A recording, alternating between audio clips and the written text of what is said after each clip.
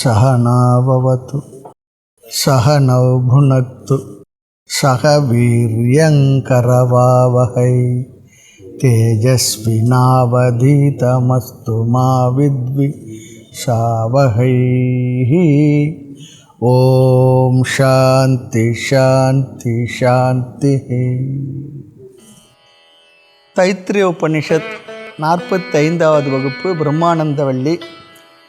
இதில் 4வது அணுவாக்கத்தை முடித்து 5வது அணுவாக்கத்துக்கு போகிறதுக்கு முன்னே இடையில் ஒரு சிறு விசாரமானது நம்மால் செய்யப்பட்டு வருகின்றது. 4வது அணுவாக்கம் வரை மனோமய கோஷத்தை தாண்டி விஞ்ஞானமய கோஷமானது அறிமுகப்படுத்தப்பட்டுள்ளது. அதற்கிடையில் நாம் செய்த விசாரத்தினுடைய சாரம் என்னவென்றால், நான் என்ற சொல்லிற்கு நாம் புரிந்து வைத்து கொண்டுள்ள அர்த்தம் ப்ளஸ் சாஸ்திரம் சொல்லுகின்ற அர்த்தம். நான் என்னவாக புரிந்திருக்கின்ற என்னை இந்த உடலாக மனதாக அதோடு கூட நமக்கு தெரிந்தோ தெரியாமலேயோ சத்தாகவும் சித்தாகவும் இந்த 3 சரீரங்களையும் சேர்த்து வைத்து நாம் புரிந்துள்ளோம். அதுவும் சாஸ்திரம் சொல்லும்போது தான் இந்த விஷயமும் நமக்கு தெரிகின்றது. ஆனால் சாஸ்திரமானது நமக்கு சொல்லுகின்ற விஷயம் நான் என்ற சொல்லிற்கு அர்த்தமாக சத்தாக எது இருக்கின்றதோ சித்தாக எது இருக்கின்றதோ எது அனந்தமோ அதுதான் நீ, சத்தியம் ஞானம் அனந்தம் பிரம்ம. இது சாஸ்திரம் சொல்லுகின்ற நமக்கு சொல்லி கொடுத்த அறிவு. ஆனால் அதோடு சேர்த்து 3 சரீரங்கள் என்ன அன்னமய கோஷம், பிராணமய கோஷம், மனோமய கோஷம், விஞ்ஞானமய கோஷம், ஆனந்தமய கோஷம் என்ற 5 கோஷங்களை 3ஆக நாம் பார்த்தோம். 3ஆகவும் பார்த்தோம், 5ஆகவும் பார்க்குறோம். ஸ்தூல சரீரம், சூக்ஷ்ம சரீரம், காரண சரீரம். இந்த 3 சரீரங்களோடு சத்து சித்து இதையும் சேர்த்து நானாக புரிந்துள்ளோம்.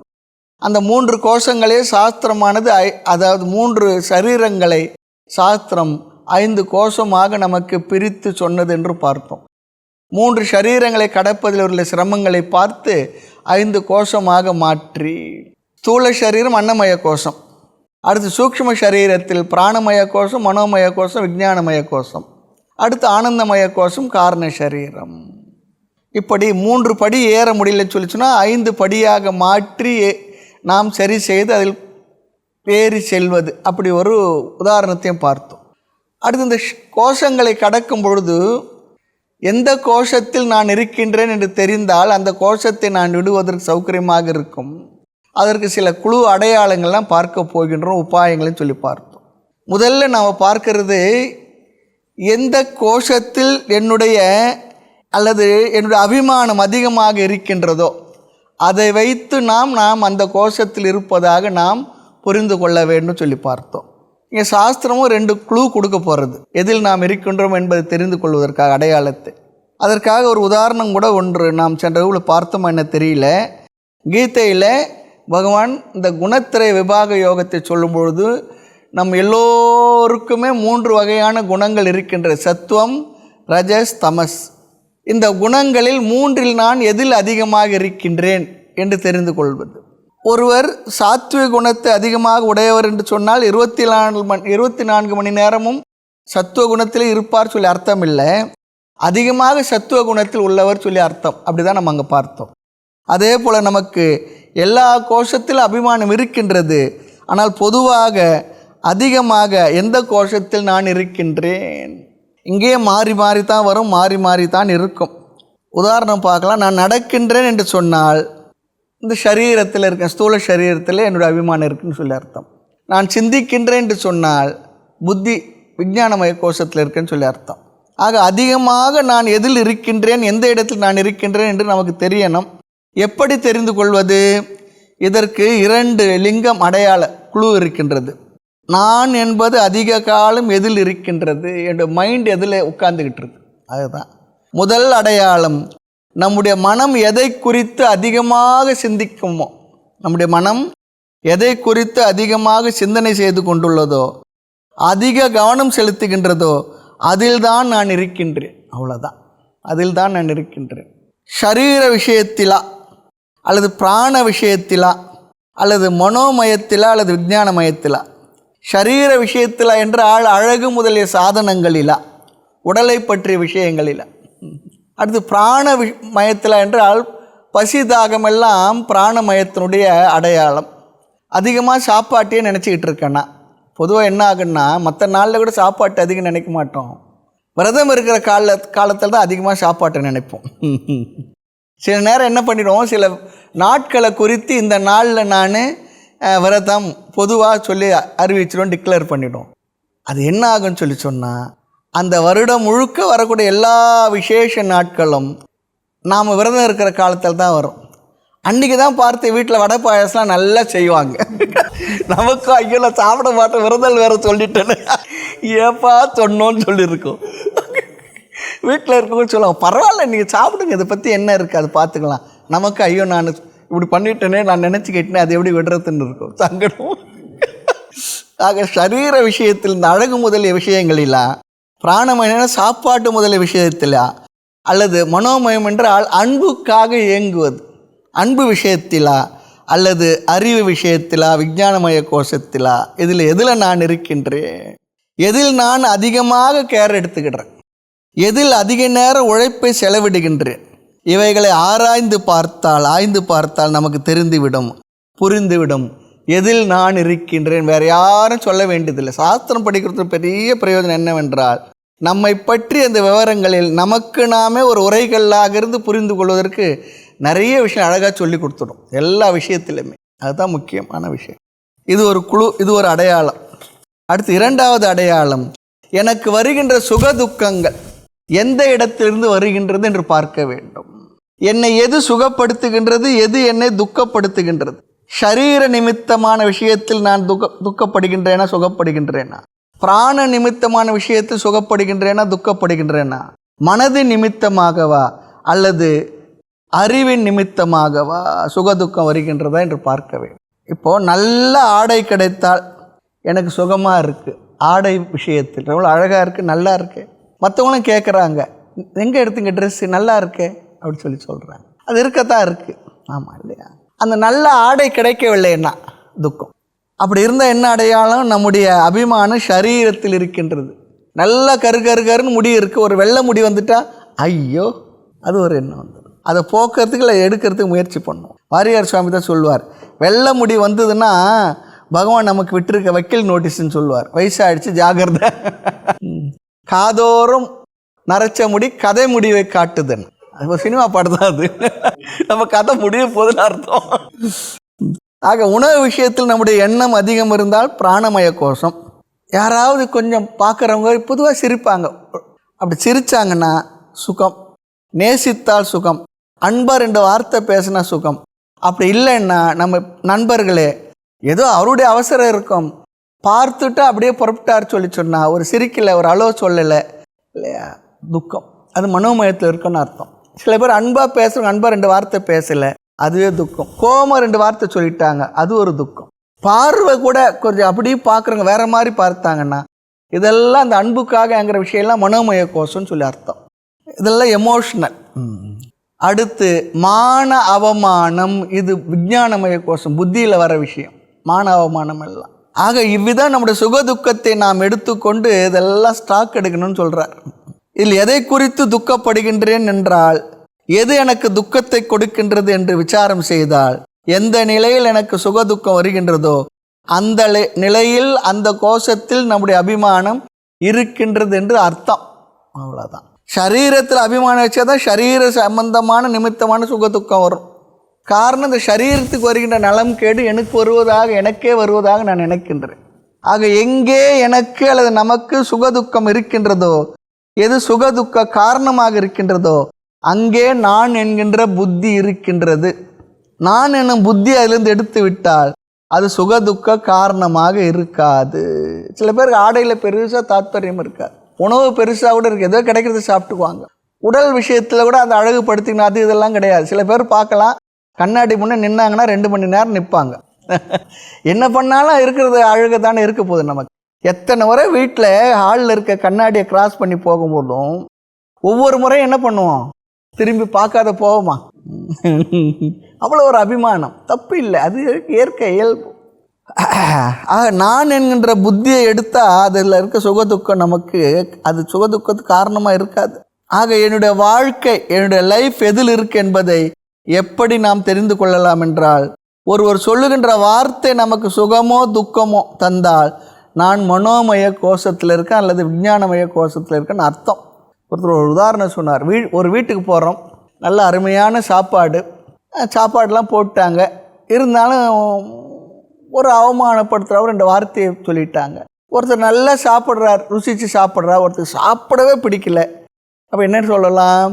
அந்த வார்த்தை அவர் ரொம்ப ஹர்ட் பண்ணிடுச்சு. ஆனால் நல்லா சாப்பாடு இருக்குது. இருந்தால் ஒருத்தர் சாப்பிட்றாருன்னா அவருக்கு விஞ்ஞானமய கோஷத்தில் பெரிய தாத்பரியம் இல்லை. அவங்க என்னவோ சொல்லிட்டு போட்டு சாப்பாடு கிடைச்சா சாப்பிட்றேன். ஒருத்தரால் சாப்பிடவே முடியல. சாப்பிடவே முடியாதவருக்கு என்ன, அந்த விஞ்ஞானமய கோஷம் புத்தியில் கொஞ்சம் பிரச்சனை வந்துடுச்சு, நம்மளை அவமானப்படுத்திட்டாங்களே. இல்லை, இயல்பு தான் சொல்லுவாங்க பொதுவாக. நீ என்னென்னா பண்ணிக்கோ இல்லையா, கிவ் மீ 40 கால் மீ 30ன்னா.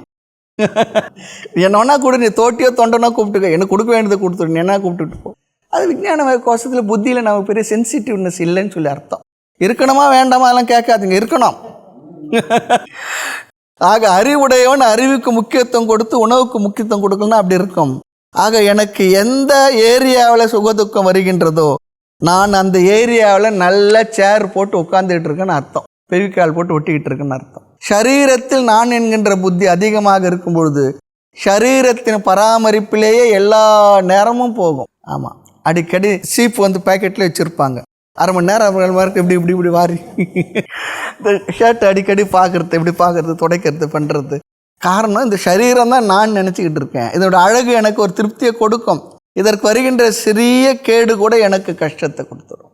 இந்த உலகமும் அப்படி தான் இருக்குது இல்லை. ட்ரெஸ்ஸில் அபிமானம் வந்தால் யார் வந்தாலும் என்ன பண்ணுவோம், அவரை கூப்பிட்டு அல்லது என் ட்ரெஸ் எப்படி இருக்கு பார்த்தீங்களா, நீங்கள் எங்கே எடுத்தீங்க, இந்த ட்ரெஸ் எங்கே கிடைச்சிது, இந்த நிறம் நல்லா இருக்குது. ஆனால் இந்த நிறம் பார்டரில் இருந்தால் இன்னும் நல்லாயிருக்கும், இது இப்படி மாறி இருந்தால் நல்லாயிருக்கும். வீட்டில் கூட சந்தோஷமாக கணவனார் ஒரு புடவை வாங்கி கொடுக்குறாரு வச்சுக்கோமே, அந்த அம்மா வாங்கி சந்தோஷமாக கட்டிக்கிட்டு ஒரு வார்த்தை ரொம்ப சந்தோஷம் சொல்லாது, என்ன நீங்கள் இப்படி வாங்கிட்டு வந்துட்டீங்களே, இந்த கலர் பார்டரில் இருக்கணும், இது உள்ளே இருக்கணும், இது கூட தெரியல உங்களுக்குன்னா முடிஞ்சு போச்சு. எப்பவுமே பார்டரில் தான் ப்ராப்ளம். இவங்களாம் கோயிலுக்கு போனாங்கன்னா அங்கே அம்பாவில் கட்டிருக்க புடவை இருக்குது பாருங்க, அந்த நிறம் கலர் தான் முதல் போகும். அந்த நகை தான் பற்றி தான் விசாரம் இருக்கும். சில பேருக்கு அங்கே கொடுக்குற பிரசாதத்தில் இன்றைக்கி புளியோரை ரொம்ப நல்லா இருந்தது, இன்னைக்கு காரமே போவதில்லை, உப்பே இல்லைங்க, அதில் என்ன பிரசாத், பிராணமய கோஷத்தில் இருக்கான்னு அர்த்தம். ஒரு கோஷத்துக்கு அந்த அடையாளம் இருக்குது. ஆக யாருக்கு இந்த ட்ரெஸ் மேலே கூட அபிமானம் இல்லையோ அவர்களுக்கு உடல் அபிமானம் குறைஞ்சிருக்குன்னு அர்த்தம். அழகு சாதனங்கள், அழகுபடுத்திக்கிறது, இதெல்லாம் காரணம் அவரவர்கள் அந்த நிலையில் தான் இருக்கின்றார்கள். தப்பு இல்லை, நம்மளுடைய ஸ்டேட்டஸ் அவ்வளோதான் இருக்குன்னு தெரிஞ்சுக்கலாம். இப்படி இருக்கிறவங்க இடத்துல சென்று நீ ஆத்துமான்னு சொல்லி சொன்னால் அதை அவர்கள் எப்படி எடுத்துக்கொள்வார்கள், அது புரியாது அவங்களுக்கு. அப்போ அவங்க இடத்துல என்ன சொல்லணுமா, இந்த சரீர அபிமானத்தை கொஞ்சம் விட்டு பிராணமயத்துக்கு நீ வா என்று சொல்லணும். இப்போ உபனிஷத்து அந்த வேலையை தான் பண்ணியிருக்கு. முதல்ல இந்த உடலில் இருக்கிற அபிமானத்தை சாஸ்திரம் ஏற்றுக்கொண்டு இந்த அன்னமய கோஷம், இந்த உடல் தான் சரீரம் தான் ஆத்மான்னு முதல் சொல்லிடுது. பிற்பாடு இந்த சரீரம் ஆத்மா இல்லை, அடுத்து பிராணமயம் தான் ஆத்மான்னு சொல்லுது. சாஸ்திரம் தெரியாததை சொல்லலை, நம்ம அடுத்தடுத்த படிக்கு அழைத்து கொண்டு செல்வதற்காக இது சொல்கிறது. எல்கேஜி யூகேஜின்னு பள்ளிக்கூடம் நடத்துகிறாருன்னு சொல்லி சொன்னால் அந்த பிரின்ஸிபாலுக்கு தெரியாதா? அவருக்கு தேவையில்லை, எவ்வளோ பெரிய படிப்பு, உயர் படிப்புலாம் இருக்குதுன்னு தெரியும். இருந்தாலும் எல்கேஜி யூகேஜி கிண்டர் கார்டனில் இருக்கத்தானே இருக்கும், தெரிஞ்சு தான் நடத்துகிறோம். அதே போல தான் சாஸ்திரமும் நன்கு தெரிந்து கொண்டு நம்முடைய அபிமானத்தை எடுத்துக்கொண்டு அதிலிருந்து நம்மை விலக்கி இது நீ இல்லை என்று அடுத்த படி கொண்டு வருது. படிப்படியாக தான் போகணும்னு சொல்லிடுறோம். இல்லையே சில பேர் எடுத்த உடனே இந்த படிக்கு வந்துட்டாங்களே சொல்லி சொன்னால் ஏற்கனவே பல காரணங்களால் அவர்கள் அந்த படிகளில் மேலே ஏறி வந்திருப்பார்கள். சில பேர் இந்த பிரிவில் வந்திருக்கலாம், சில பேர் சென்ற பிரிவில் விட்டு வந்திருக்கலாம், அதனால் சொல்ல முடியாது. ஆக இந்த ஸ்தூல சரீரத்தில் உள்ள அபிமானத்தை முதல்ல விடணும், ஆனால் அவ்வளவு எளிதில் அதை விட முடிவதில்லை. அப்போ என்ன பண்ணணும், கொஞ்சம் தவம் பண்ணணும். எல்லாத்துக்கும் தவம் ரொம்ப முக்கியம். அதனால தான் சொல்லலாம் தவத்தோடு கூடிய ஞானம். நம்ம கொஞ்சம் இன்டலெக்சுவலாக ரொம்ப கொஞ்சம் இதுவாக இருப்போம், கொஞ்சம் ஷார்ப்பாக இருப்போம், சாஸ்திர விஷயம் ரொம்ப அழகாக நம்மளால் கிரகிச்சிக்க முடியும். ஆனால் அறிவில் மட்டும் இதெல்லாம் டேட்டா கலெக்ஷன் இருக்கும், வாழ்க்கையில் அப்படி இருக்காது. அப்போ என்ன பண்ணணும், கொஞ்சம் தவம் பண்ணணும். இந்த ஸ்தூல சரீர அபிமானத்தை விடுகின்ற தபஸாக அது இருக்க வேண்டும் ஆரம்ப காலத்தில். அதனால தான் என்ன பண்ணுறோம், கோயிலுக்கு போனால் முடியை எடுக்கிறோம். டை அடிச்சுக்கிறது என்ன எதுக்காகன்னா உடல் அபிமானத்துக்காக.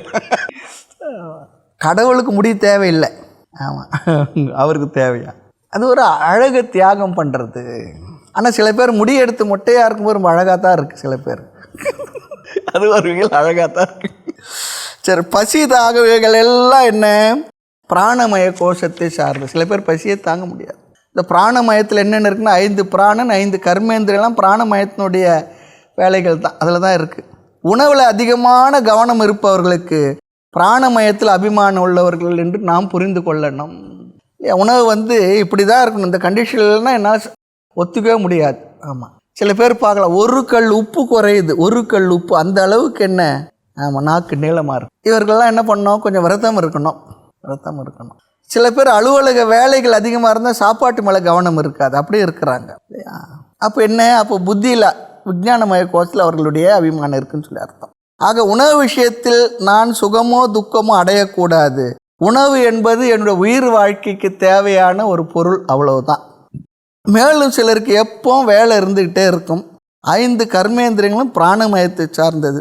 எங்காவது போகணும் வரணும், ஊர் சுற்றணும், எங்காவது போகணும் வரணும், செயல்படணும், இதெல்லாம் ரஜோகுணவசப்பட்டவர்கள். அப்போ நம்ம பிராணமய கோஷத்தில் இருக்குன்னு சொல்லி அர்த்தம். இனி மனோமய கோஷம், அது அதிகமாக எமோஷ்னல், உணர்ச்சிகளினுடைய கொந்தளிப்பு, உணர்ச்சிகளினுடைய குவியலாக இருந்துவிட்டு.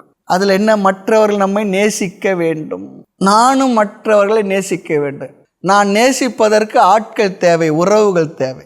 நானும் பிறரை நேசிக்க வேண்டும், என்னையும் பிறர் நேசிக்க வேண்டும். அந்த நேசிப்புக்கு ஆள் இருக்கணும். இதில் அதிகமாக பற்று இருந்தால் நான் மனோமய கோஷத்தில் இருக்கின்றேன் என்று பொருள். இவர்களுக்கு உணவு உடை முக்கியம் இல்லை. மனோமய கோஷத்துக்கு வந்தவங்களுக்கு சரீரமும் முக்கியம் இல்லை, அன்பு தான் முக்கியம். அன்புக்கு ஏங்குவது, அதற்கு ஏங்கி கொண்டிருப்பார்கள். அவர்களுக்கு என்ன வேணும்? அன்பு பிச்சை வேணும், அல்லது அன்பு தானம் வேணும் சொல்லுவாங்க. எல்லாம் இருக்குங்க, என்னங்க பிரயோஜனம்? அன்பாக ஒரு வார்த்தை சாப்பிட்டியான்னு கேட்கறது கூட ஆள் இல்லைங்க. அதனால என்ன? நிறைய நாயோ பூனையோ இருக்கணும். அதுதான் அவங்க உள்ளத்தில் அன்பாக இருக்கும். அடுத்தது விஞ்ஞானமய கோஷம், அதிகமான அறிவுபூர்வமான பசி, அறிவு விஷயத்தில் அது வேணும் இது வேணும் சேகரிப்பதிலே இருப்பார்கள். மனது மிக மிக மிக ரொம்ப சென்சிட்டிவ் ஆகிடும், நுண்ணியதாக ஆகிவிடும், ஷார்ப்பாக இருக்கும். ரொம்ப அழகாக சொல்கிறார், அது வேணும். கூர்த்த புத்தி நமக்கு இருக்கணும். விஞ்ஞானமயம் அளவிற்கு நாம் சென்றால்தான் ஆத்ம ஞானம் எல்லாம் நமக்கு வரும், புரியும். நோக்கரிய நோக்கு, நுணுக்கரிய நுண் உணர்வு சொன்னார். கூர்த்த அறிவாலே அறியக்கூடாதே குறவன் தேர்த்தபடித்தானே திரிந்தேன் பராபரமே சொல்கிறார். கூர்த்த அறிவு அத்தனையும் கொள்ளை கொடுத்துன்னருளை பார்த்தவன் நான் என்னை முகம் பார்னி பராபரமே சொல்கிறார். சூக்ஷமதியால் இருந்து தோஷம் அறவே சொல்கிறார். எல்லாம் சூக்ஷமான புத்தி வேணும். அது வேதாந்த விஷயத்துக்கு வந்துட்டுமா ரொம்பவே கூர்த்த மதி வேணும். எவ்வளோ பெரிய விஞ்ஞானிகள், பெரிய பெரிய பேராசிரியர்கள்லாம் அறிவில் கூர்மையானவங்க கொண்டு வந்து உட்கார வச்சு இந்த சாஸ்திர விஷயத்தை சொல்லுங்களேன், முடியவே முடியாது. அவங்களால உட்காந்து கேட்கக்கூட முடியாது. அந்த அளவுக்கு இது பக்குவத்தோடு கூடியதாக இருக்குன்னா அந்த கூர்மையான அறிவும் இருக்கணும் புரிந்து கொள்வதற்கு. அது உண்மை தானே. நானாகவே இருக்கிறேன், என்னோடையே இருக்குது, பிறந்தது முதல்ல இருக்குது, எனக்கு தெரியல, சொன்னாலும் புரியல, அது எப்படி? எங்கே இல்லாத சொல்கிறது. ஆக இவர்களால் மான அவமானங்களை எல்லாம் பொறுத்து கொள்ள முடியாது. யார்? விஞ்ஞானமய கோஷத்தில் இருக்கிறவங்க. ஆகவே நான் அன்னமய கோஷத்திலேயா பிராணமய கோஷத்திலேயா மனோமய கோஷத்திலேயா இருக்கின்றேன் என்பதை நாம் புரிந்து கொண்டு அதிலிருந்து விலகி வெளியே வர வேண்டும். அதுதான் இதுவரை நாம் பார்த்த கருத்துக்கள். அதுக்காக தான் இந்த ஒரு விசாரமே நம்ம பண்ணிகிட்டு இருக்கோம். அடுத்து என்ன இருக்குது? அன்னமய கோஷம், பிராணமய கோஷம், மனோமய கோஷம், விஞ்ஞானமய கோஷம். 4 முடித்த பிற்பாடு பாக்கி என்ன இருக்குது? 5வதாக ஆனந்தமய கோஷம். ஆனந்தமய கோஷத்தில் எப்பொழுதுமே நமக்கு அந்த சுகத்திலேயே ஒரு விருப்பம் இருந்துக்கிட்டு இருக்கு. எப்போது ஆனந்தமாக இருக்கணும், சுகமாக இருக்கணும். அந்த சுகத்தை நான் அனுபவிப்பவனாக இருக்க வேண்டும். சுக அனுபவம் எனக்கு எப்பொழுதும் இருக்கணும். நான் எப்பொழுதும் போக்தாவாகவே இருக்க வேண்டும் என்று சுகத்தில் வருகின்ற ஒரு விருப்பம், விசேஷ பாவனை. இது நல்லது தான் ஒரு வகையில். இது சாத்விக பந்தம் தான். இது சாத்விக பந்தம். இரும்பில் போட்டாலும் அது விலங்கு தான், தங்கத்திலே போட்டாலும் அது விலங்கு தான். தங்கத்தில் இருக்க ஊசி சொல்லி கண்ணில் குத்தினா கண்ணு கெட்டு போகாமல் இருக்குமா? அப்பவும் கெட்டு போகும், அப்பவும் வலி இருக்கும். ஐயோ தங்கமாச்சே, அப்படிலாம் இல்லை. அது போல தான் இதுவும். இந்த பந்தமும் உறுதியானதுன்னா, ஆனால் இறுதியானது இல்லை, அது ஞாபகத்திடும். ஆக இவ்விதமாக நாம் நம் வாழ்க்கையில் விதவிதமான நிலையிலிருந்து சுகதுக்கத்தை அனுபவித்து வருகின்றோம். நம்முடைய மனமும் விதவிதமான நிலைகளில் இருந்து கொண்டிருக்கின்றது. அதை சரிப்படுத்த சாஸ்திரத்தில் விதவிதமான தவங்களும் சொல்லப்பட்டிருக்கு. அன்னமய கோஷத்தில் விடுபட தவம், பிராணமய கோஷத்தில் விடுபட தவம், மனோமய கோஷத்தில் விடுபட தவம் இல்லையா. மானாபிமானம் விட்டு தானாக நின்றவருக்கு சேனாதிபதி போல ஞானாதிபதி வந்து காருமே சொல்லித்தாருமே. நந்தனார் சொல்கிறது போல் மானாவமானம்லாம் புத்தியில் இருக்கிறது, அன்புக்கான நேசிப்பெல்லாம் மனசில் இருக்கிறது, பசிதாகத்தில் உணவில் இருக்க பற்றெல்லாம் பிராணமயத்தில் இருக்கிறது, அழகு முதலிய சாதனங்களில் பற்று இருக்கிறது அன்னமய கோஷம், ஸ்தூல சரீரத்தில் இருக்கிறது. இதெல்லாம் விட்டு வரும். மானாபிமான விட்டு தானாகி நின்றவருக்கு சேனாதிபதி போல ஞானாதிபதி வந்து காருமே சொல்லித்தாருமே. நல்ல பாட்டு தான். ஆக அவைகள் எல்லாம் ஒவ்வொரு கோஷத்தில் உள்ள அபிமானத்தை நீக்கத்தான் நமக்கு நிறைய முயற்சி பண்ணி சொல்லி தருகின்றது. ஆக பிராணமய கோஷம் சாப்பாட்டில் வரதான், அது மூலமாக நம்ம விடலாம். மனோமய கோஷம் விதவிதமான, அதாவது ரொம்ப அழகாக விவிக்த தேச சேவித்துவம், விதவிதமான இடங்களை போய் பார்க்கணுன்ற ஆசை நல்லது தான். க்ஷேத்ராடனம் ரொம்ப நல்லது தான், மனசுக்கு நல்லது, நமக்கு சில விதமாக பக்குவத்தை தருகின்றது. பொதுவாக க்ஷேத்ராடனமே எதுக்கு சொன்னால், நாம் வீட்டில் ஒரு மாதிரி சௌகரியமாக இருந்து பழகிருப்போம். அந்த சௌகரியத்தை விட்டு வெளியில் போகும்போது இருக்கிற அந்த அசௌகரியங்களை சந்திக்கும் பொழுது வரக்கூடிய அதை ஏற்றுக்கொள்கிற ஒரு மனப்பக்குவம், அது பிரயோஜனம்தான். ஆனால் இந்த இடத்துல என்ன சொல்கிறாருன்னா, மனோமய கோஷ விவிக்த தேச சேவித்துவம், அன்புக்காக இயங்குவோம், யாராவது பேசணும், யாராவது பார்க்கணும், நம்ம பார்த்து சிரிக்கணும், அதெல்லாம் இருந்து விடுபடுன்னு சொல்லி சொன்னால் விவிக்த தேச சேவித்தோன்னு தனித்திருந்து பழகுவது, அதுவும் ஒரு வகையில் தவம் தான் இல்லை. ரிலேஷன்ஷிப் எல்லாம் விரும்பும் அந்த மனசு. ஆமாம், அதிலேருந்து விலகி இருந்து பழகுவது. அதுக்காக தான் ஆசிரமங்களுக்கு 5 நாள் கேம்ப்பு, 4 நாள் கேம்ப்பு, 3 நாள் அந்தர்யோகம் அப்படிலாம் சொல்லி பழகிறது. அந்த பற்றுலாம் இருந்து விடுபடுவது. அது விஞ்ஞானமய கோஷம், அறிவில் தியாகம். நம்ம அறிவை யாருன்னா குறை சொல்லிட்டாங்கன்னா, நமக்கு தெரிஞ்சது யாருன்னா கொஸ்டின் பண்ணிட்டாங்கன்னா, சரி பரவாயில்ல, ஓகே இருக்கலாம், அவ்வளோதான். வல்லவனுக்கு வல்லவன் வையகத்தில் உண்டு சொன்னது போல் நம்ம அறிவில் இருக்கலாம், அது நாம் சொல்கிறது சரியாகவே இருக்கலாம், அது யாராவது குறை சொல்லிட்டா அப்படியாப்பா ரொம்ப நல்லது, அது ஒரு மனப்போக்கம் வரணுமே. கொஸ்டின் பண்ணிட்டா நம்மளால் அதை அக்செப்ட் பண்ணுறத முடியறது இல்லையா. அதான் சொல்லுவாங்க, இந்த பர்துருகரில் சொல்லும்பொழுது பண்டிதர்கள் எப்போதும் பயந்துக்கிட்டு இருப்பாங்கன்னா, வாதி யாராவது வந்து வாதத்தை கூப்பிட்டா என்ன பண்ணுறது, நம்மளை விட அவர் நம்ம ஜெயித்து விட்டால், நம்ம அறிவை அவர்கள் கேள்வி கேட்டு விட்டால் அந்த பயம் இருந்துக்கிட்டே இருக்குமா. ஒரு பயத்தை சொல்லுவார், அதில் அந்த வாதி இடத்துல பண்டிதனுக்கு பயம் இருந்துக்கிட்டே இருக்குமா. நமக்கு தெரியாது, ஏதோ கேள்வி கேட்டால் பதில் சொல்ல முடியலன்னா என்ன பண்ணுறது, யாராவது என்ன நினச்சிடுவாங்க. இது விஞ்ஞானமய கோஷம், அறிவில் தியாகம். ஆக நம் ஒவ்வொருவருடைய மனது எதில் உள்ளதோ அதை நாம் ஆராய்ச்சி செய்து அவரவர்களை பார்த்து எதில் சுகதுக்கம் வருகின்றதோ அதையும் பார்த்து தான் அதற்கேற்ப தவங்களை சாதனங்களை செய்து ஒவ்வொரு கோஷத்தில் உள்ள அபிமானத்தை விட்டு கடைசியில் ஆனந்தமய கோஷத்தில் உள்ள அபிமானத்தை விட்டு, இன்னும் ஆனந்தமய கோஷம் பார்க்கல, அதில் இருக்க அபிமானத்தை விட்டு கடைசியில் சாஸ்திரம் சொல்லுகின்ற ஆனந்த ஆத்மா என்ற கருத்தில் வந்து நாம் நிலை பெற வேண்டும். அதுதான் இப்போ நம்ம பார்க்குற பிரம்மானந்த வள்ளியினுடைய நிறைவான கருத்து. தைத்திரிய உபநிஷத்தில் நம்ம பார்த்து வருகிற இந்த பகுதி. ஆக படித்து முடித்தவுடன் 5 கோஷத்தையும் தாண்டியதாக அர்த்தம் இல்லை. வகுப்பில் தாண்டி இருக்கிறோம், வாழ்க்கையில் தாண்டலை. எல்லாம் பிளான் போட்டுட்டோம், இங்கே இந்த பஸ்ஸு ஏறணும், இங்கே சாப்பிட்ணும், இங்கே நைட்டு தங்கணும், அந்த இடத்த பார்க்கணும், போகணும், எல்லாம் பிளான் போட்டாச்சு. இன்னும் எல்லாம் காத்துக்கிட்டு இருக்கோம், அவ்வளோதான். இன்னும் பாதையை தேர்ந்தெடுத்துட்டோம், பயணம் இன்னும் தொடங்கலையே. அப்படி பார்த்து நாம் ஷிஃப்ட் பண்ணணுமா. பாதை காட்டி விட்டது சாஸ்திரம், நாம் பயணம் செய்ய வேண்டும். பயணம் செய்து ஒன்றொன்றாக விட்டு வெளிப்பட வேண்டும். அப்பொழுதுதான் நான் ஆனந்த ஆத்மா என்பது நமக்கு புரியும். ஆக இந்த இடையில் நாம் செய்த இந்த ஒரு விசாரமானது ரொம்ப அழகான பிரயோஜனமான ஒரு விசாரமே. அடுத்து 5வது அணுவாக்கம். விஞ்ஞானம் யஜ்ஞம் தனுதே கர்மாணி தனுதே அபிச்ச விஞ்ஞானம் தேவா சர்வே பிரம்ம ஜேஷ்டம் உபாசதே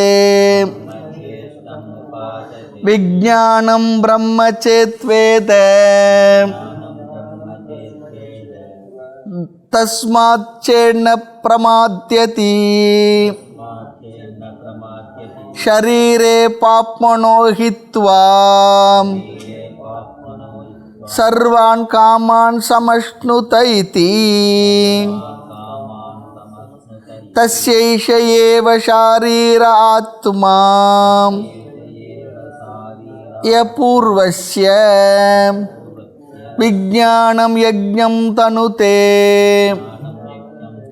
கர்மாணி தனுதே அபிச்ச விஜ்ஞானம் தேவா சர்வே பிரம்ம ஜேஷ்டம் உபாசதே விஜ்ஞானம் பிரம்ம சேத்வேத தஸ்மாச்சேன பிரமாத்யதி ஷரீரே பாப்மனோ ஹித்வா சர்வான் காமான் சமஷ்ணுதைதி தஸ்யைஷ ஏவ ஷரீராத்மா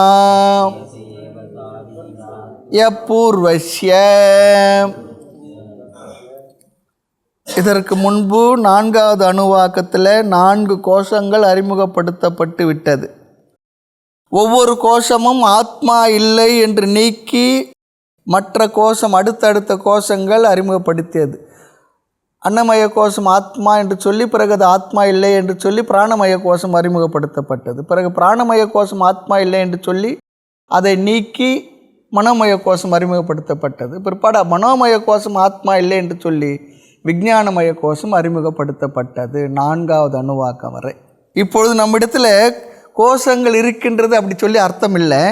இப்பொழுது 4வது கோஷமான விஞ்ஞானமய கோஷத்தில் அதுதான் ஆத்மா என்ற கருத்தில் நாம் இருந்து கொண்டிருக்கிறோம். சாஸ்திரமோ அல்லது உபநிஷத் நம்ம அப்படி தான் இந்த பாடத்தில் இந்த பாடத்திட்டத்தில் இப்போ படிக்கிற இடத்துல நம்ம அங்கே இருக்கோம். இதற்கு முன் உள்ள கோஷங்கள் ஆத்மா இல்லை என்று நிராகரித்து விட்டது. அதுவும் நமக்கு தெளிவாக தெரியுது.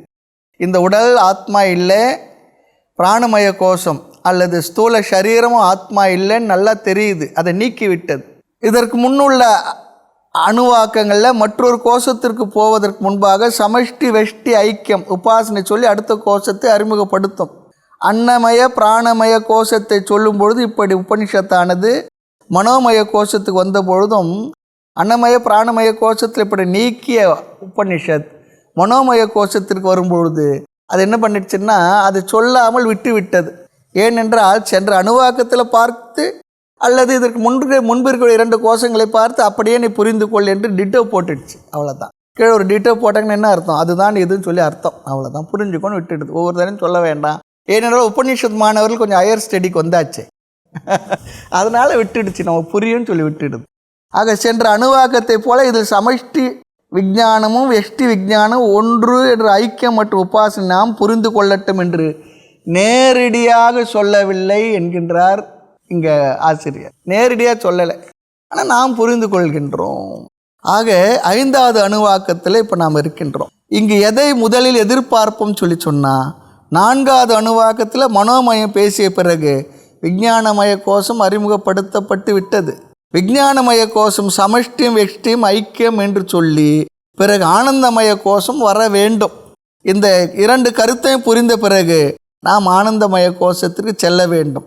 ஆனால் இங்கு விஞ்ஞானமய கோஷத்திற்கும் விஞ்ஞானமய பிரபஞ்சத்திற்கும் அல்லது ஹிரண்ய கர்ப்பனுக்கும் ஐக்கியத்தை மறைமுகமாகத்தான் கூறுகின்றது, நேரடியாக சொல்லவில்லை. எப்படி என்பதை மந்திரத்துக்குள் சென்று நாம் பார்க்கலாம். மந்திரார்த்தம். விஞ்ஞானம் யஜ்ஞம் தனுதே. விஞ்ஞானம் சொல்லி சொன்னால் இது விஞ்ஞானமய கோஷத்தை குறிக்கின்ற சொல். விஞ்ஞானம் சொல்லி சொன்னால் நம்முடைய புத்தியானது அல்லது வெஷ்டி விஞ்ஞானமய கோஷம் என்ன செய்கின்றதாம்? யஜ்ஞம் யாகங்கள். இது வைதிக கர்மங்களை குறிக்கின்ற சொல். யஜ்ஞம் சொல்லி சொன்னால் வைதிக கர்மா. ஆமாம். தனுதே. தனுதே என்றால் கரோத்தி செய்கின்றது. இங்கே விஞ்ஞானம் சொல்லி சொன்னால் பொதுவாக அறிவு என்று தான் ஒரு அர்த்தம். விஞ்ஞானம் சொல்லி சொன்னால் அறிவு என்று தான் பொருள். இங்கு விஞ்ஞானம் என்பது விஞ்ஞானவான் புத்தின்னு சொல்லி புரிஞ்சுக்கணும். அந்த விஞ்ஞானமய கோஷத்தில் இருப்பவருடைய புத்தி சொல்லி அர்த்தம். விஞ்ஞானமயம் சொல்லி சொன்னால் புத்தி என்று சொல்லி அர்த்தம். இங்கு என்ன புத்தி? யஜ்ஞத்தை பற்றிய அறிவை உடைய புத்தி சொல்லி அர்த்தம். ஆமாம். யஜ்ஞத்தை பற்றி அறிவை உடையவனுடைய புத்தி யஜ்ஞத்தை செய்கின்றது. அதுதான் இங்கே அர்த்தம். யஜ்ஞங்களை பற்றி அறிவை உடையவனுடைய புத்தி யஜ்ஞங்களை செய்கின்றது அல்லது வைதிக கர்மத்தை செய்கின்றது. அது எப்படி செய்கின்றதா? ஸ்ரத்தையோடு செய்கின்றது. ரொம்ப முக்கியம். ஏன் ஸ்ரத்தையோடு செய்கின்றது என்றால், ஒருவனுடைய புத்தியில் வைதிக கர்மத்தில் ஸ்ரத்தை இல்லை என்றால் அந்த அவனுடைய புத்தி அல்லது அந்த புத்தியை உடையவன் அந்த வைதிக கர்மத்தை செய்யவே மாட்டான். இறைவன் மீது ஸ்ரத்தை இருக்கிறவன் தான் கோயிலை பார்த்து நமஸ்காரம் பண்ணுவான், கோயிலுக்கு போகணும்னு நினைப்பான். இல்லாதவன் நினைப்ப வரமாட்டாங்களே. ஆக விஞ்ஞானமய கோஷத்தின் அங்கமாக என்ன பார்த்தோம்? சிரசாக ஸ்ரத்தை சொல்லப்பட்டது. அங்கு ஒரு மனிதனுடைய புத்தியானது யஜ்ஞங்களை செய்கின்றது, விதவிதமான வைதிக கர்மங்களை செய்கின்றதாம். அது மட்டும் இல்லை, கர்மாணி தனுதே அபி ச, கர்மாணி லௌகீக கர்மங்கள், வைதிக கர்மம் மட்டும் இல்லை, லௌகீக கர்மங்கள் தனுத்தை செய்கின்றது. லௌகீகமாக இருக்கக்கூடிய செயல்களையும் அது செய்கின்றது. அபிச்ச மேலும் விஞ்ஞானமய கோஷம் வைதிக கர்மத்தை செய்கின்றது, மேலும் லௌகீகமாக இருக்கக்கூடிய கர்மங்களை செய்கின்றது. வாழ்க்கைக்கு தேவையான கர்மாக்கள், லௌகீக கர்மா சொல்லிச்சோம் நாம் செய்கின்ற அன்றாட செயல்கள், அதையே விஞ்ஞானமய கோஷம் தான் செய்கின்றதான். ஆமாம், விஞ்ஞானமய கோஷத்தின் வெளிப்பாடு தான் அது.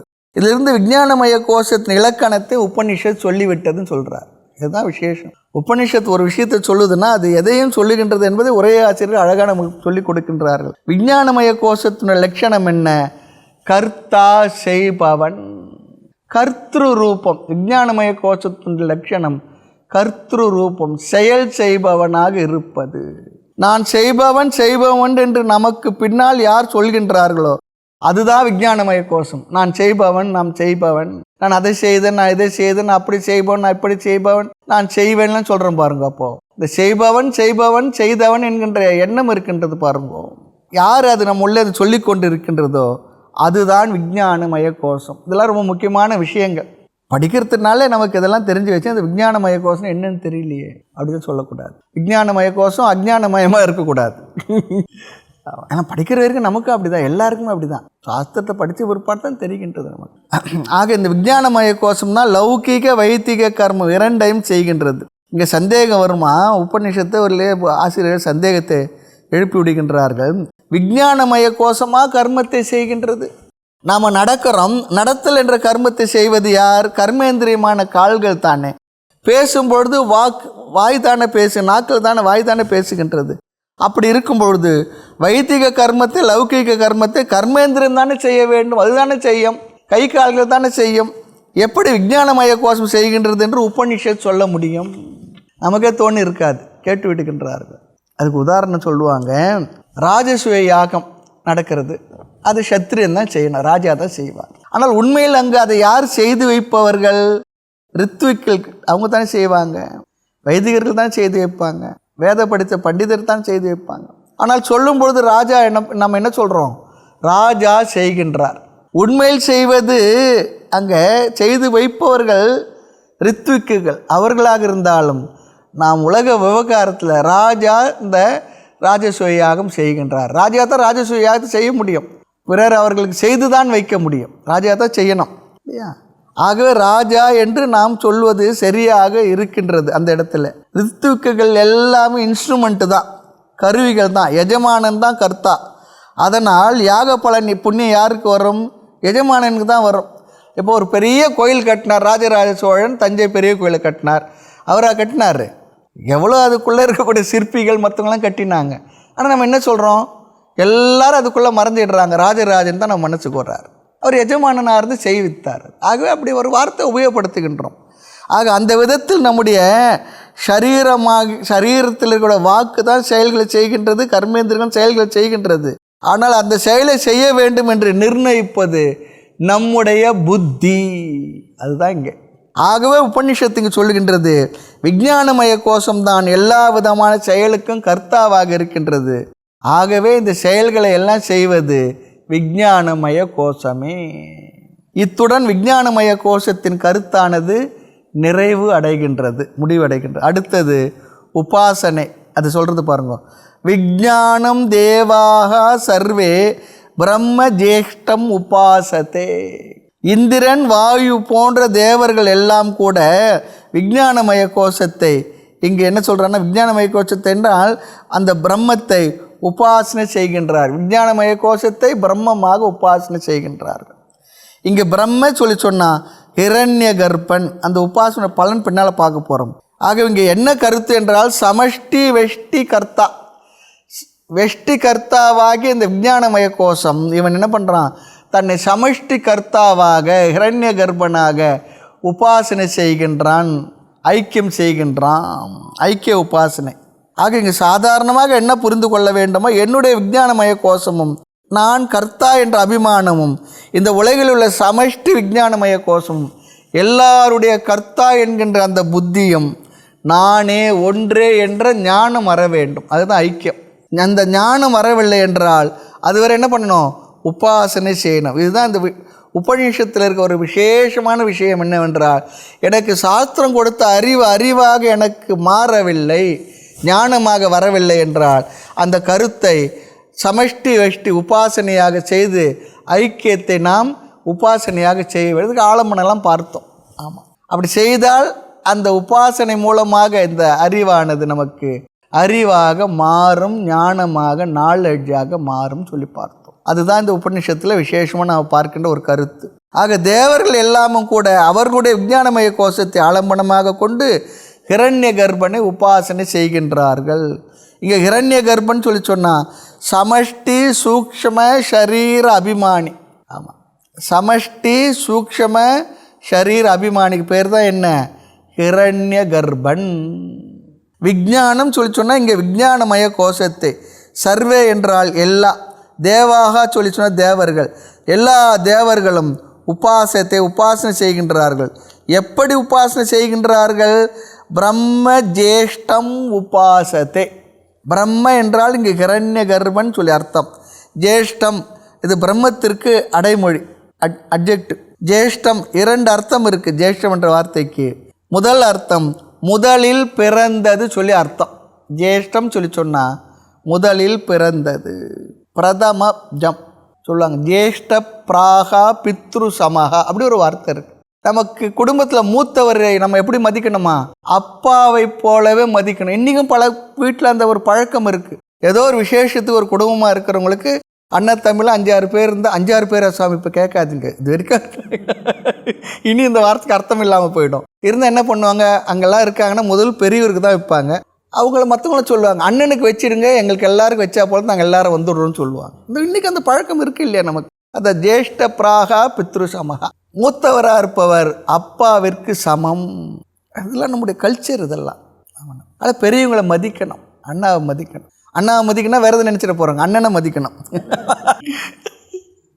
சரி, ஹிரண்ய கர்ப்பன் பிரம்ம தேவானாம் பிரதம சம்பபூவ. இது எங்கே வருது இந்த வார்த்தை? முண்டகோபநிஷத்தை பார்த்துருக்கோம். முதலில் தோன்றியவர் பிரம்மா தேவானாம் பிரதம சம்பபூவ. ஆக இதை விஞ்ஞானமயமாக உபாசனை செய்தால் தேவர்கள் கூட உபாசனை செய்கின்றார்கள் என்று சொல்லி இந்த இடத்துல உபனிஷத் இந்த கருத்தை நிறைவு செய்கின்றது. இங்கே நாம் என்ன புரிந்து கொள்ள வேண்டும்? நாமும் சமஷ்டி வெஷ்டி விஞ்ஞானமயம், விஞ்ஞானத்தினுடைய ஐக்கிய ஞானம் ஒருமுறை இந்த உபாசனையை செய்ய வேண்டும். வாத்தியார் இம்போசிஷன் தர்றா போல் ஒரு ஸ்பெல்லிங் மிஸ்டேக், ஒரு சென்டென்ஸ் எழுதணும், என்ன பண்ணுவார்? 10 முறை எழுது, 100 முறை எழுதுன்னுவார். அதுபோல் இங்கே இந்த உபாசனை. அவ்வாறு உபாசனை செய்தால் என்ன பலன் வருமா? நிஷ்காம உபாசனுடைய பலன் ஆனந்தமய கோஷத்திற்கு செல்ல தகுதியை கொடுக்கும். ஒரு கோஷத்தினுடைய சமஷ்டி வெஷ்டி உபாசனை அடுத்த கோஷத்திற்கு நம்மை அழைத்து செல்லும். இங்கே விஞ்ஞானமய கோஷத்தில் இந்த உபாசனை செய்தால் வெஷ்டி கர்த்தாவாகிய நானும் தனி ஒரு செய்பவனாக இருக்கக்கூடிய கர்த்தாவாகிய நானும் சமஷ்டி கர்த்தா எல்லா கர்த்தாக்களும் ஒன்று என்ற இந்த கருத்தை உபாசனை செய்தால் அடுத்த ஆனந்தமய கோஷத்திற்கு நம்மை அழைத்து செல்வதற்கு நம்முடைய மனம் தயாராகிவிடும், தகுதியாகிவிடும். இந்த ஐக்கிய ஞானம் வந்தால் தான் பொதுவாக அடுத்த கோஷத்திற்கே போக முடியும். இனி ஜேஷ்டம் என்பதற்கு இரண்டாவது பொருள் காரணம், காரணமானவர். ஈஸ்வரனிடமிருந்து இந்த ஹிரண்ய கர்ப்பன் வந்தான். அந்த ஹிரண்ய கர்ப்பன் தான் அனைத்திற்கும் காரணமாக இருக்கின்றார்.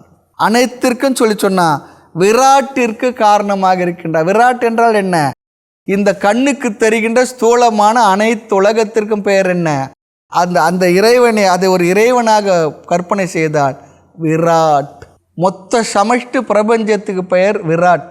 அது தனியாக இண்டிவிஜுவலாக பார்த்தா அவனுக்கு பேர் தான் என்ன? விஸ்வன். விஸ்வன் விராட். இதெல்லாம் தத்துவ போதத்தில் படிச்சிருக்கோம். தத்துவ போதம் நமக்கு அரிச்சுவடி போல் இந்த வார்த்தைகள்லாம் அங்கே பரிச்சயம் பண்ணியிருப்போம், அறிமுகப்படுத்தியிருப்போம்.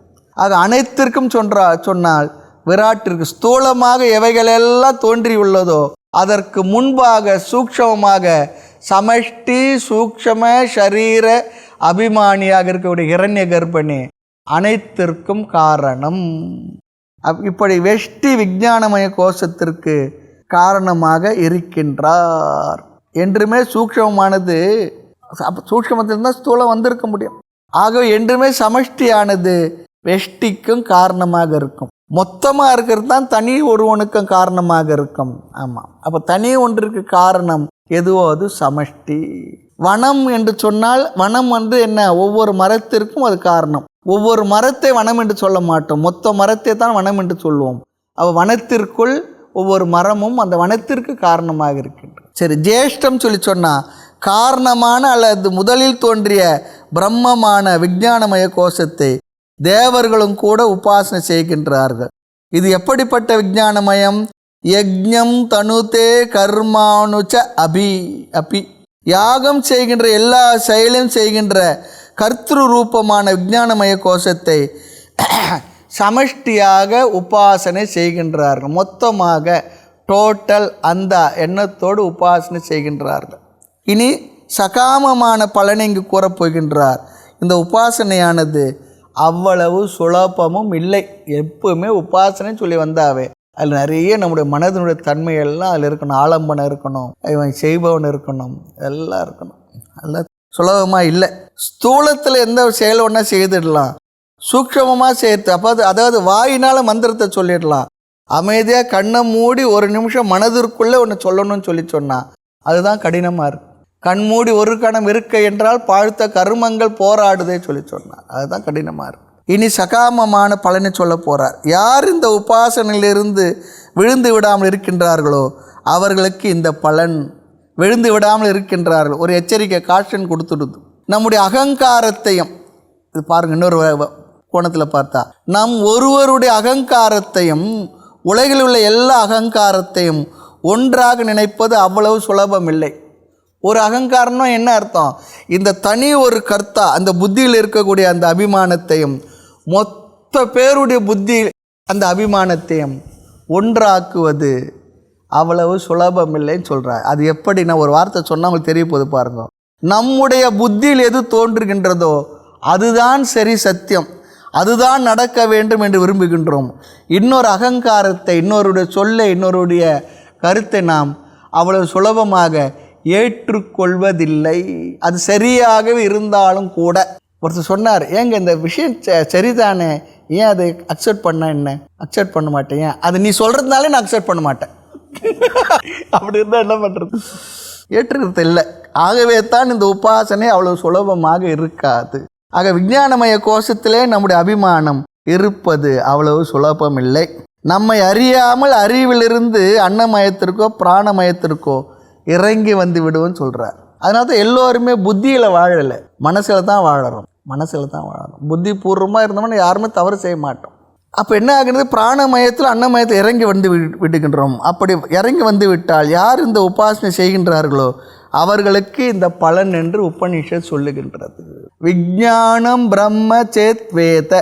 விஞ்ஞானம் பிரம்ம சொல்லி சொன்னால் விஞ்ஞானமய கோஷத்தை பிரம்மனாக இரண்ய கர்ப்பனாக வேத ஒருவன் உபாசனை செய்தானானால் சேத் அப்படி உபாசனை செய்தால் இந்த உபாசனை அவ்வளவு எளிது இல்லை. எனவே உபாசனையிலிருந்து ஒருவன் வீழ்ந்து விடாமல் இருந்தால் என்று அடுத்த பகுதி சொல்லுகின்றது. தஸ்மாத் சேத்ன பிரமாத்தியதி. அப்படி சொன்னால் என்ன அர்த்தம்? தவறுதலை அடையாமல் இருத்தல் என்று இங்கே அர்த்தம். அப்படி தவறுதலை அடையாமல் இருந்து ஒருவர் பிரமாத்தாக சொல்லி சொன்னால் கேர்லெஸ், நெக்லிஜென்ஸ், ந பிரமாத்தியத்தி, தவறுதலை அடையாமல் இருந்தால், தஸ்மாத் அந்த உபாசனையிலிருந்து ஒருவன் விழுந்து விடாமல் இருந்தால் என்ன பலனாம்? ரொம்ப அழகாக சொல்லுகின்றது. இந்த உபாசனையிலிருந்து ஒருவன் எப்படி விழுந்து விடுவான் அதையும் இங்கே சொல்லுகின்றது. கர்த்திரு ரூபமான விஞ்ஞானமய கோஷத்தை ஒருவன் பிரம்மனாக உபாசனை செய்ய வேண்டும் சொன்னார். ஒருவனுடைய அபிமான விஞ்ஞானமய கோஷத்தில் இருக்க வேண்டும் சொல்லி சொன்னார். அதாவது நம்முடைய புத்தியில் நம்முடைய அபிமானம் இருக்க வேண்டும், அல்லது நாம் பெற்ற புத்தியில் நமக்கு உறுதி இருக்க வேண்டும். டாக்டர் சொல்லிட்டார் 10 நாள் பெட்டில் இருந்து வந்துட்டோம், நீங்கள் இப்படி இப்படினா சாப்பிட்ணும்லாம் சொல்கிறார். அங்கே இருக்க வரைக்கும் டாக்டர் சொல்கிற வரைக்கும் அவங்க கொடுக்குற சாப்பாட்டெலாம் ஒழுங்காக கரெக்டாக சாப்பிடுவோம். வீட்டுக்கு வந்தால் என்ன ஆகும்? 1 நாள் 2 நாள் 3 நாள் நாம் வேலையை தொடங்கிட்டோம். அப்படி தானே இருக்குது. டாக்டர் சொல்லும் போது அங்கே இருக்கும்போது புத்தியில் இருக்குது. அப்புறம் வந்த உடனே பிராணமயத்துக்கு அன்னமயத்துக்கு இறங்கி வந்துடுறோம். எனக்கு அதெல்லாம் இல்லை, எனக்கு இப்படி தான் வேணும். எல்லாம் வீட்டில் இருக்க பாடு பெரிய பாடு தான். உப்பு காரெல்லாம் குறைவாக கொடுத்தாங்க, அதெல்லாம் கிடையாது. எனக்கு கொடு, நீ அப்படி தான் சாப்பிடு, நான் தூக்கி போடுறது, அது இறங்கி வந்துடுறோமே. அதாவது நம்முடைய புத்தியில் நம்முடைய அபிமானம் இருக்க வேண்டும். ஆனால் உண்மை என்னவென்றால் எல்லா காலத்திலும் நம்முடைய புத்தியில் நம்முடைய அபிமானம் இருப்பதில்லை. பல சமயம் அன்ன பிராணமய மனோமய கோஷத்தில் கீழே இறங்கி வந்து விடுகின்றோம் இல்லையா? ஆகவே நாம் வேதாந்தம் படித்து அகம் பிரம்ம அஸ்மி என்பதுதான் உண்மை நல்லா தெரியுது. அந்த கருத்தம் விஞ்ஞானமய கோஷத்துக்கும் வந்தாகிவிட்டது இல்லையா? ஆனால் நம்முடைய அபிமானம் எல்லா காலத்திலும் விஞ்ஞானமய கோஷத்தில் இருக்கின்றது என்று நம்மால் சொல்ல முடிவதில்லை. விஞ்ஞானமய கோஷத்தில் நாம் இருந்தால் நமக்கு சம்சாரம் இல்லை. சம்சாரம் இல்லை, துயரம் இல்லை. காரணம் அறிவில் தெரிந்து விட்டது இப்படித்தான் வாழ வேண்டும் சொல்லி. ஆனால் அந்த அறிவின்படி நம்மால் வாழ முடியாதுன்னு சொல்கிறார். சாஸ்திரத்துக்கும் தெரிகின்ற வாழ முடியாது. காரணம் நம்முடைய அபிமானம் எல்லா நேரத்தையும் விஞ்ஞானமய கோஷத்தில் இருப்பதில்லை. சாஸ்திரத்தோட வார்த்தையில் பேசுகின்ற அதை சொன்ன யாராவது ஒரு வார்த்தை சொல்லிட்டாங்கன்னா அந்த வார்த்தை நம்மை நன்கு காயப்படுத்தி விடுகின்றது, பாதிக்கின்றது. அப்போ என்ன, நம்ம மனோமய கோஷத்துக்கு இறங்கி வந்து விட்டோம் என்று பொருள். ரொம்ப கிளியர். யாரோ ஒன்று சொல்லிட்டாங்களா, சரி அப்படி விட முடியாது. அது எப்படிங்க விடுறது? நீங்கள் வேணா விடுங்க, உங்களுக்கு தான் சூடு சோறனே இல்லை. ஆமாம், நீங்கள் தான் எல்லாத்தையும் விட்டுட்டீங்க. அதான் சொல்ல மானாபிமானம் விட்டு. மானாபிமானம்லாம் எங்கே இருக்குல்ல? மான அவமானம்லாம் புத்தியில் இருக்கிறது. இதை விட முடியுமான்னா சொல்லுவாங்கல்ல, ஈனம் மானம் சூடு சொரணை வெக்கம் சிக்கம் இதெல்லாம் மெட்ராஸ் பாஷை. இதெல்லாம் விட்டுட்டு இருக்க முடியும், வேண்டாம் விடணுன்றார். ஆனால் ஒன்று, கல்யாணம் பண்ணி கொடுத்து அது பொண்ணு வீட்டுக்காராக இருந்தால் பொண்ணை பெற்றவங்க அதெல்லாம் விட்டுடுவாங்க. வேறு வழி இல்லை. சம்மந்தி வீட்டில் வர விவகாரத்தில் தான் ஆகணும். வாழ்க்கையில் இருக்கிற விஷயங்கள். யாராவது ஒரு வார்த்தை சொல்லிட்டாங்கன்னா அது நம்ம பாதிக்கின்றது, காயப்படுத்துக்கின்றது, பதம் பார்த்துடுது. அப்போ மனோமய கோஷத்துக்கு நம்ம வந்து விட்டோம்னு சொல்லி பொருள் சொல்லுவாங்க. நம்ம சாப்பிட்டு சாப்பாடு ஜீரணம் பண்ணுறது மட்டும் இல்லை, பிற சொற்களையும் விஷயங்களை கூட ஜீரணம் பண்ணுற சக்தி நமக்கு இருக்கணும்னு சொல்லுவாங்க. இல்லைன்னா என்ன பண்ணுவோம், கடைசி வரை அந்த வார்த்தை நம்ம மனதில் இருந்து கொண்டே இருக்கும், ஞாபகம் வந்துக்கிட்டே இருக்கும். அவர்களை பார்க்கும் பொழுதெல்லாம் நினைவு வரும்போது இந்த வார்த்தை சொல்லிட்டாங்க, இந்த வார்த்தை சொல்லிட்டாங்க, இந்த வார்த்தை சொல்லிட்டாங்க, அது காயப்படுத்திக்கிட்டே இருக்கும் நம்ம. ஆக இந்த கேர்லெஸ், நம்முடைய அபிமானம் புத்தியில் இல்லை என்பதை விட நாம் நம்மை அறியாமல் மற்ற கோஷத்திற்கு என்ன பண்ணுறோம், இறங்கி வந்து விட்டோன்னு சொல்லி அர்த்தம் சொல்லி சொல்கிறார். அப்படி வராமல் உபாசனை செய்தால் இந்த உபாசனை அது என்னது, அது அவ்வளோ சுலபம் இல்லை தான்.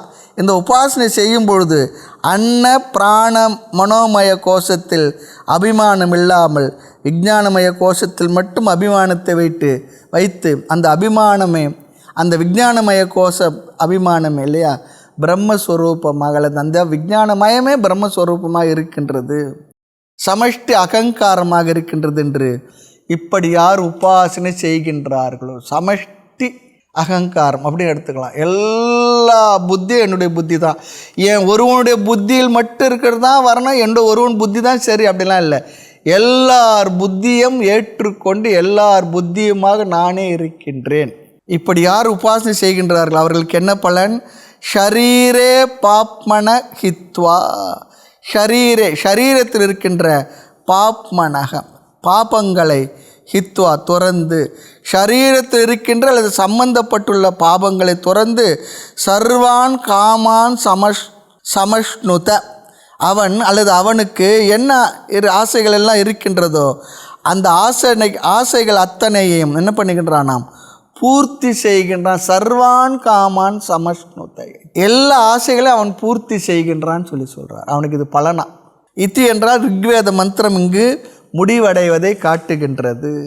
ஆக இதன் சாரம் என்ன, ஷரீரத்தில் இருக்கின்ற எல்லா பாபங்களையும் விட்டு எல்லா ஆசைகளையும் அவன் அடைகின்றான்.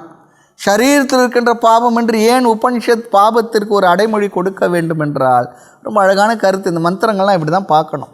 நம்ம ஒன்று ஒன்றா பார்த்து, நாம் எப்பொழுதெல்லாம் பாபங்களை செய்கின்றோமோ அப்பொழுதெல்லாம் நாம் விஞ்ஞானமய கோஷத்திலிருந்து அன்னமய கோஷத்திற்கு இறங்கி வந்து விட்டோம் என்று பொருள். அன்னமய பிராணமய கோஷத்தில் எப்பொழுது நான் என்கின்ற அபிமானம் வருகின்றதோ அப்பொழுதெல்லாம் தர்ம அதர்ம புத்தியை நாம் இழந்து விடுகின்றோம். உண்மைதான். புத்தியில் ஸ்திரமாக இருக்க வரைக்கும் நியாயம் தர்ம அதர்மம் தெரிகின்றது. அங்கேருந்து இறங்கிட்டோம்னா முடிஞ்சு போச்சுன்னா எல்லாருமே புத்தியில் கிளியராக தான் இருக்கிறோம். எல்லாரும் புத்தியில் கிளியராக இருக்கும். ஆனால் கீழே இறங்கி வரும்பொழுது தான் அந்த தர்ம அதர்மத்தெல்லாம் விட்டுடுறோம். அதை சொல்ல. அப்பொழுது எல்லா தர்ம அதர்ம புத்தியை நாம் இழந்து விடுகின்றோம். திருடக்கூடாது எல்லாருக்கும் தெரிகின்றது, திருடனுக்கும் தெரியும், பின் ஏன் திருடுகின்றான்? சுகமாக வாழணும். ஆக ஸ்தூல சரீர அபிமானம் வந்து தான் நாம் பாபத்தை செய்கின்றோம். ஒரு கால் பகவான் ஸ்தூல பிராண சரீரத்தில் எல்லாம் அபிமானத்தை வைக்கவில்லை என்றால், இல்லையா, விஞ்ஞானமய கோஷத்திலே அபிமானத்தோடு இருந்தோம் சொல்லி சொன்னால் ஒரு பாவத்தை யாரும் செய்ய மாட்டோம், பாவம் செய்வதற்கு வாய்ப்பே இல்லை.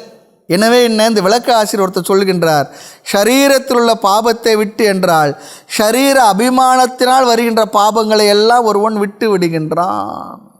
ஏன் அவன் விடுகின்றான்? ஷரீரத்துள்ள அபிமானத்தை எடுத்து விஞ்ஞானமய கோஷத்தில் வைத்து உபாசனை செய்வதனால் ஷரீரத்திலிருந்து வருகின்ற பாபத்தை விட்டு விடுகின்றான். ஆக சுகத்திற்கு காரணம் புண்ணியம். நமக்கு பாபம் அதிகமாக இருந்தால் நாம் இன்பத்தை அனுபவிக்க முடியாது. ஆகவே பாபம் குறைய குறைய புண்ணியம் மட்டும் மிச்சம் இருக்கின்றது. அதனுடைய பலனாக, புண்ணிய பலனாக அவன் விதவிதமான இன்பங்களை அனுபவிக்கின்றான். அதான் சொல்கிறார், சர்வான் காமான் அஷ்ணுத இதி அஷ்ணுதே என்று முன்பு பார்த்தோம் இல்லையா 1வது அணுவாகத்தில். அங்கே ஞானத்துடைய பலனாக எல்லா ஆசைகளும் அடைகின்றான்னு சொன்னார். இங்கே மோட்ச ரூபமான பலன் சொல்லப்படவில்லை. காரணம், இன்னும் உபாசனையில் தானே இருக்கிறான், இன்னும் அறிவு அடையலையே. ஆனந்தமய கோஷத்தை கடந்து பிறகுதானே ஆனந்த ஆத்மா என்ற அறிவை பெற்று ஞானத்தில் வரப்போகின்றான். ஆக ஆனந்தமய கோஷத்தை தாண்டலையே. இதை தாண்டி போனால்தான் ஆத்மாவுக்குள் நாம் லேண்ட் ஆக போகிறோம். லேண்ட் ஆக போனால் ஏதோ தனியாக பிளெயினில் போயிட்டுருக்க அர்த்தம் இல்லை, ஆத்மா புரிஞ்சுக்க போகிறதுல அர்த்தம். ஆக எல்லா ஆசைகளும் அடைதல் சொன்னால் ரிலேட்டிவாக மற்ற மனிதர்களை விட அவன் திருப்திகரமானவனாக வாழ்ந்து கொண்டிருப்பான். இது எதுவரை உயிரோடு இருக்கும் பொழுது. இறந்த பிற்பாடு என்ன ஆவான்? அவன் ஹிரண்ய கர்ப்பனோடு ஒரு அங்கமாகவே மாறிவிடுவான். மேலும் விஷயங்களை அடுத்த வகுப்பில் பார்க்கலாம். மூர்த்தி எல்லாம் வாழி எங்கள் மௌன குரு வாழி, அருள் வார்த்தை என்றும் வாழி, அன்பர் வாழி பராபரமே.